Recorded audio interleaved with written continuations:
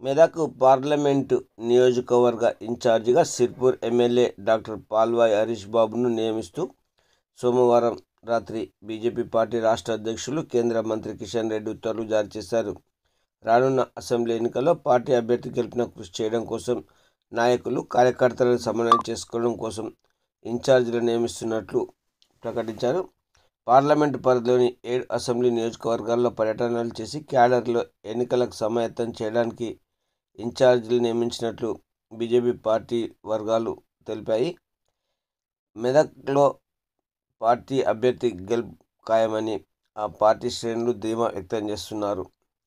నరేంద్ర మోదీ అభివృద్ధి పనులను ప్రజల్లోకి తీసుకెళ్లి ఈసారి మెదక్ పార్లమెంటు సీట్ను కైవసం చేసుకోవాలన్న ఏకైక లక్ష్యంతో బీజేపీ పార్టీ పనిచేస్తుందని బీజేపీ పార్టీ శ్రేణులు పేర్కొన్నారు.